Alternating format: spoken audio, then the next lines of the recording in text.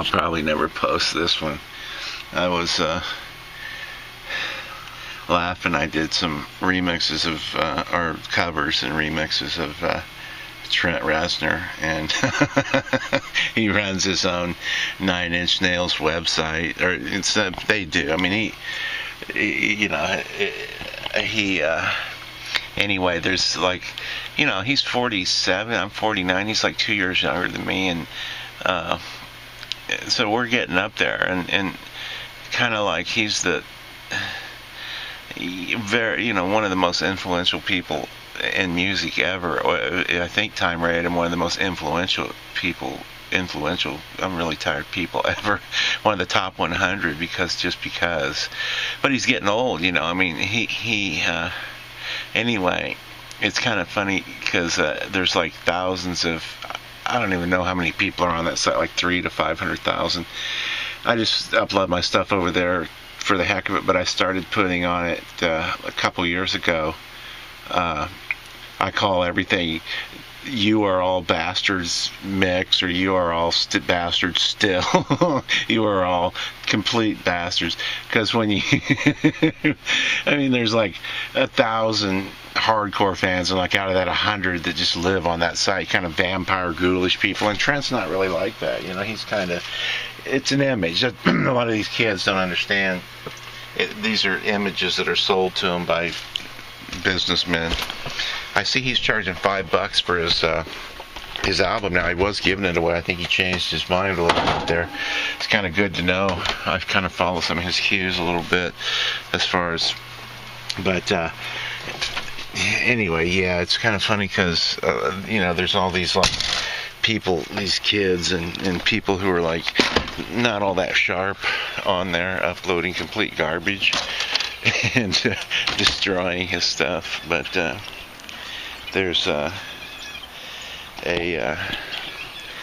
don't have to have the camera trained on me, especially. I'm not that picturesque.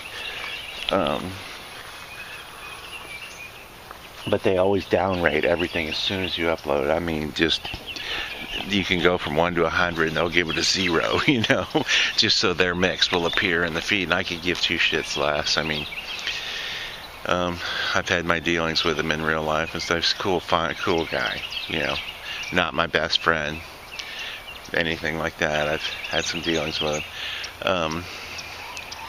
But he doesn't care for the Trent I'm talking about. He doesn't care for the whole super dark. He doesn't like some of his own fans. I mean, most of his own fans, I think he really doesn't get or connect with this whole kind of death ghoul, dark, vampire-esque thing. He's a regular guy, so it's just kind of funny to see all the, the darkness over there. But some people moved in that house. Finally, the idiot landlord, after a year, decided to let up on the rent and get some people in there. So 3:30 in. So yeah, I should probably talk. I'll probably never post this. I should probably talk about this "Take the Long Way Home" debacle. So I covered. I spent like a week actually on this song. So I mean, it's nothing more than annoying. I'm not furious about it anymore.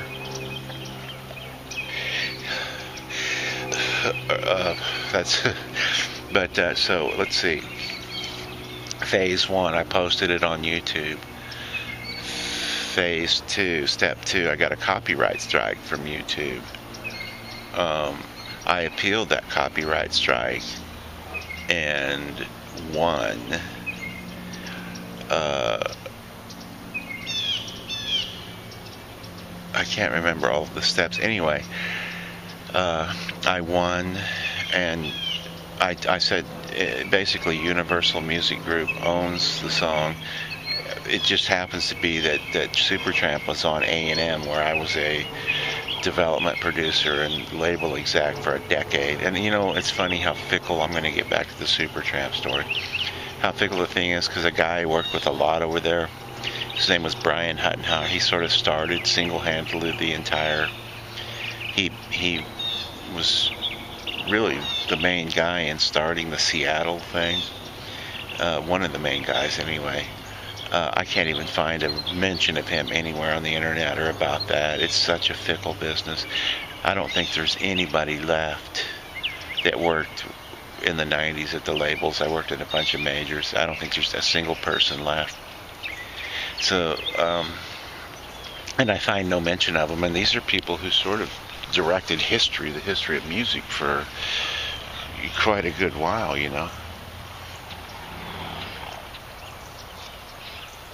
They don't give awards for being the snappiest A&R guy. So anyway, bottom line, I hate a yapping dog. Let's see.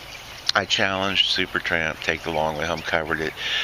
I applied for a license with the Universal Music Publishing Group. They said no. Roger's very particular about who he gives a sync license to and who he lets cover it. There's a bunch of bullshit there, but anyway.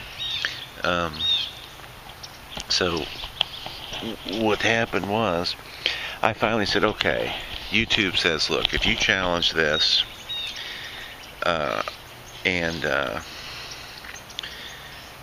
the only way we'll ever take this song, this is how full of shit YouTube is, the only way that we'll ever take this song down if you challenge this is, and I challenge the copyright strike, is if they take you to court. I gave my real name, phone number, address, contact info, everything. I said, okay, Universal Music Group, fucking sue me, because this is bullshit. I spent a lot of time and effort. It would have cost about like 15 grand to have me do that for somebody else, what I did, you know, production, engineering, much less playing the parts, performing it, designing a whole sort of new feel for the thing. It came out snappy. It's on my Facebook page for now. Billy's Facebook page anyway. But so I went back and forth with one of the, like, obviously new sort of publishing person at Universal Music, and she was a real, you know, the arrogance that goes with these fucking people is insane. I know, because I was in the business, but I wasn't really a dick for long, like maybe the first week, and then I came down to earth, you know. But God, what a dick she was, just acting like she's so hot. So anyway, Jane Yoon, Universal. So anyway, you're lucky if they return your fucking email, you know, about business. You're trying to give them money, you know. And so I won. Right? On the same day that I found out I won and the song was back up for about a week, I got another copyright strike on the same song. And they removed the first one and gave me a second one, so I appealed it twice. Same posting, they released it. First it was from, anyway, it was from a couple different phony companies, Roger Hodgkin and set up, but from Supertramp, because he doesn't want it, he thinks he got greedy. Anyway, I'll try to give short on this one. I could give two shits if anybody watches these, honestly. This is just kind of to keep record of what I was thinking and what was going on. Man, some wicked clouds today. But this damn thing needs a washing. So, you know, the deal is with all that is that I've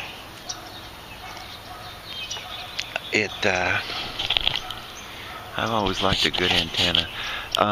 First of all, so anyway, I won the copyright strike the first time. They took it off my account and gave me another one, like a couple weeks later, from this time from a second company. The first was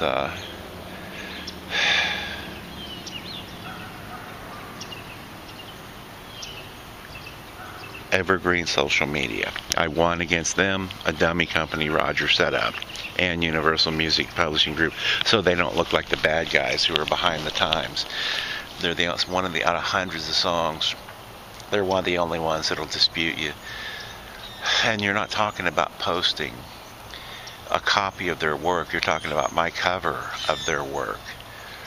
Different things. So anyway, I won the first one. Universal Music Publishing Group came back. They own A&M now. A Mocktown or whatever these arrogant jackasses call themselves. So the second one, I challenged it. Won.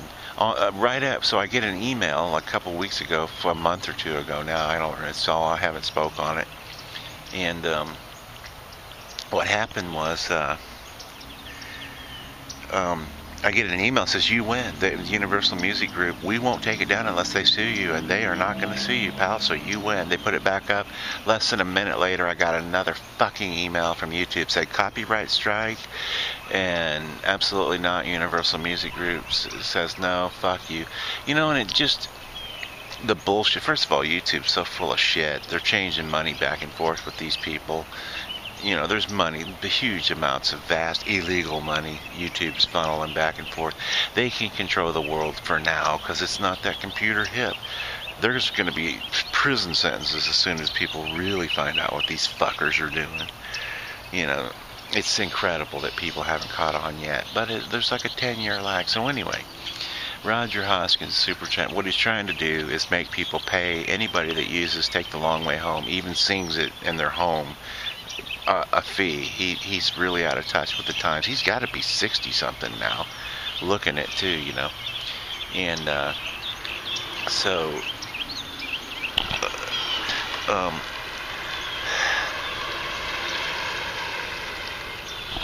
but what that's doing is, first of all, advertising is always paid for music and radio. Internet is just the new radio. I'll try to keep this like 15, it's 11. Internet is just the new radio. So, basically, the ads that you see on the songs, by not letting people cover his song, or, you know, he is taking it out. He's saying, I don't want the advertising revenue that this would have generated, A. And B, he's also saying, oh, by the way, take my song out of the collective consciousness so that it won't be rotating in and out of the airwaves. And also, you know, make sure nobody new discovers it and covers it and pays me publishing on that. And also, I'm out of step with the time. You know, I mean, and also the arrogance. I've written thousands of songs. People have really liked some of mine that I wrote it in a night, and I was like, you know, it doesn't really fit me. It's a kind of a cool song.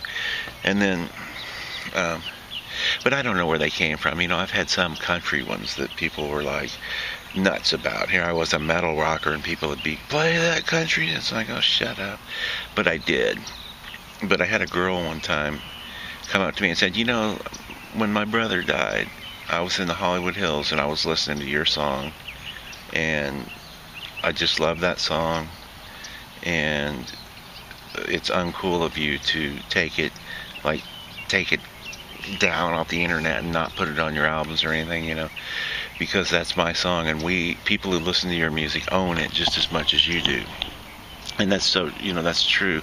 And I don't know where any of those songs came from. I really don't. You know, I mean, anybody who's arrogant enough to think that music does anything other than come through you is a dick. They're just an arrogant dick. And I've written thousands of them, at least 3,000 that I have cataloged, a bunch more. But I don't know where they come through me. And the more I try to hold on to them and sort of control them and stuff, and control what even comes through me a lot of times, that's when writer's block and bullshit like that sets in. It shuts down the creative process when you don't let things just flow through you and acknowledge it just flowed through me, don't know where it came from, it actually came out great, take it, you know. But this dick, Roger Hoskins, so now I have a fucking, you know, okay, so he doesn't want the profits that YouTube would give him. He wants to drive his song out of the collective consciousness, and he wants anybody who has anything to do with Take the Long Way Home to buy his fucking book, which is called Take the Long Way Home, his life story. So he's trying to really maximize on that. What he's doing is making lifelong bitter enemies out of his most hardcore fans. I've now found hundreds of people who've tried to cover his songs or post snippets of them from his albums. So, you know, I mean, I'm not like pissed at him, right? It's just another song. I don't like the artists, to tell you the truth. The musicians, I like the songs. I worked in the business so long I could give two shits about musicians. Most of them are complete dicks. Well, happy B-log. About half of them arrogant, egotistical dick. When you produce people and you make them sound like $1 million, in hundreds of albums I produced and worked on. You know how many came out and said, "Oh yeah, none of this was really my idea. It was all this guy who produced." Not one of them. They're all like, "Well, yeah, when I was producing this, I was thinking." You know, they're such assholes. But hey, it's ego, it's arrogance, you know. But yeah, he's just making bitter, lifelong enemies out of his most hardcore fans, and keeping his song out of collective consciousness, and not collecting whatever ad revenues that would be generated, and by keeping his songs out there, Supertramp, also more people will be aware of them and come to his damn shows. It's pretty pathetic now. So no, I'm not a fan of musicians. I'm a fan of music, and it pisses me off that I got a fucking copyright strike because of, and it's Roger Hoskins. I mean, I did work at his original label. I do still know people and have contacts. He claims it's not him. Oh no, it's not me. It's the label. Oh bullshit. You know, but all he's doing, there's several people. You know, several people are furious. I'm not furious with him, but one guy was a former state's attorney who's just gone nuts on the whole deal. But it's uncool, and it just proved to me what bullshit YouTube lied to. So here's my resent-a-log. And I don't give two fucks who watches anymore. I mean, you know, it's cool that you do, but I sometimes curse and rant, and that's right. I'm prone to murderous outrage, but that's just me, people. But yeah, fucking Supertramp. But now that I have a copyright strike, see, I can't do a lot of stuff. YouTube won't help me advertise my site. They won't let me challenge other copyrights now that I'm getting ready to pay a bunch of money to post an album. There's all kinds of stuff connected with how that's automatically scanned by computers and then put on the market. They won't let that happen. So his little bullshit of hatred and like, gimme, it's all about the money with this fucking guy anyway. Never was about the money for me, obviously. Really it wasn't. You know, I made a lot of it at recording, production, mixing, mastering. Never has been about the money. But yeah, that's my little resent-a-log, 17 minutes and some. I like sunsets. Nobody ever watches these anyway. A long vlog or a long file on on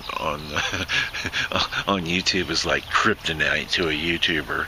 They see like, you know, 22 minutes. It's like kryptonite, you know, to Superman.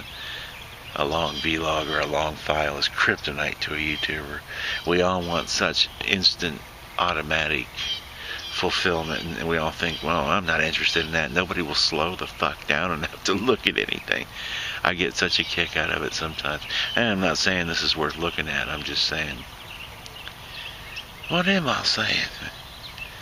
I'm saying people are in a big fucking hurry, and most of them don't even know what they're after.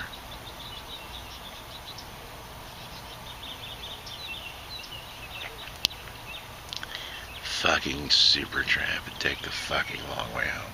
That's what I'm going to name this file. That's why I'm making it. I let this douchebag know just how fucked that is. How stupid can you get? Doesn't want the money. Doesn't want the added sales at concerts or the fame. Wants to appear totally behind the times. Wants to piss everybody off. Doesn't want anybody to cover his song. And wants you to pay him if you fucking even use the phrase, take the fucking long way home. Well, take the long way home, dude. I'm not, you know, it's just one song, but I did a great job on it and spent a lot of time. I just hate to see when people gimme when it's, right? Well, we're big rock singers, we got golden fingers, and we're loved everywhere we go. We sing about beauty and we sing about truth at $10,000 a show.